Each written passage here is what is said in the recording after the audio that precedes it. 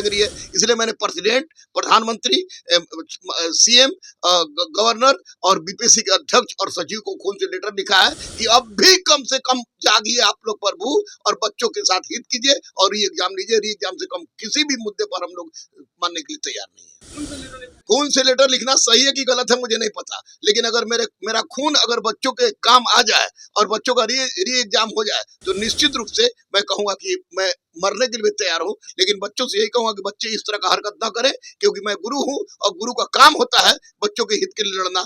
गुरु Rahman emotional हो गए हैं। बीपीएससी अभ्यर्थी जिस तरह से धरना प्रदर्शन कर रहे हैं, कड़कड़ाती ठंड में भी गर्दनी बाग में जमे हुए हैं, वैसे में गुरु रहमान परेशान हैं और उन्होंने खून से खत लिख दिया है। नमस्कार, दर्श न्यूज में आपका स्वागत है। मैं हूं अनुराग। गुरु रहमान ने खून से खत लिखा है। गुरु रहमान, आपको याद होगा जब बीपीएससी अभ्यर्थियों का प्रदर्शन हो रहा था तो खान सर और गुरु रहमान दोनों पहुंचे थे। अभ्यर्थियों के बीच हुंकार भरी थी, अभ्यर्थियों के साथ खड़ा रहने की बात कही थी। लेकिन इस बीच गुरु रहमान अगर यूँ कहे कि परिदृश्य से गायब हो गए, अभ्यर्थियों के आंदोलन से अचानक से गायब हो गए थे। प्रशांत किशोर जो है अभ्यर्थियों के समर्थन में आंदोलन कर रहे थे और सारा फोकस उसी तरफ हो गया था। लेकिन एक बार फिर से गुरु रहमान सामने आए हैं, क्योंकि अभ्यर्थियों का प्रदर्शन जारी है। गर्दनी बाग में वो डटे हुए हैं। उनका साफ तौर पे कहना है कि जो बीपीएससी की 70वीं पीटी की परीक्षा हुई है, किसी भी कीमत पर उसे रद्द किया जाना चाहिए। लेकिन सरकार सुनने को तैयार नहीं है, बीपीएससी सुनने को तैयार नहीं है। रिजल्ट तैयार जरूर किया जा रहा है।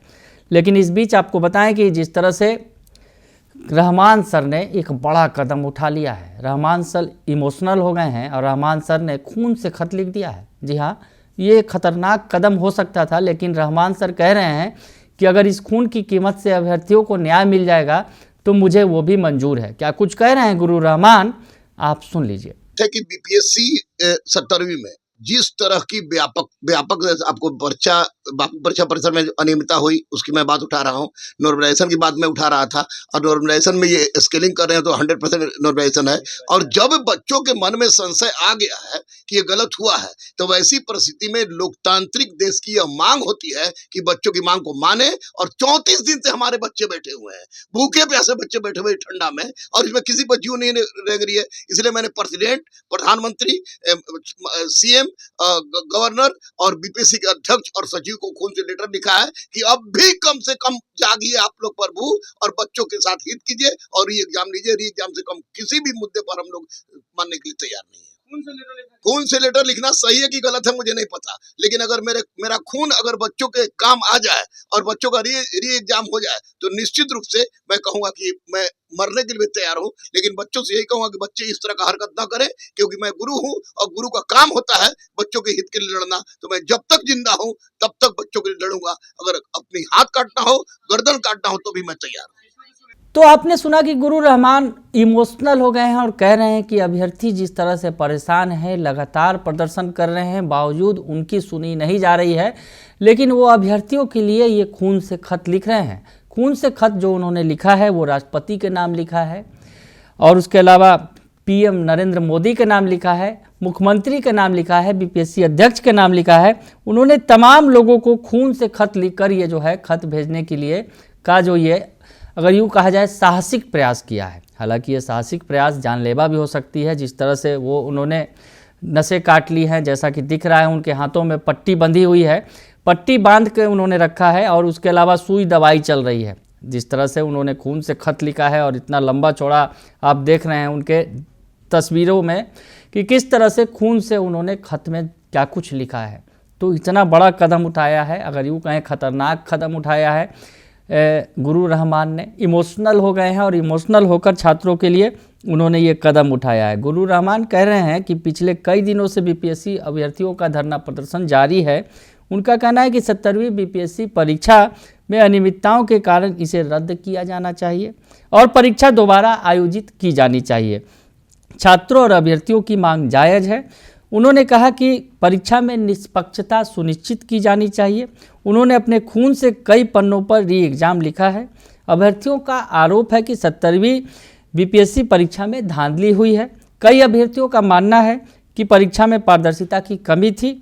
जिसके कारण योग्य अभ्यर्थियों के साथ अन्याय हुआ है।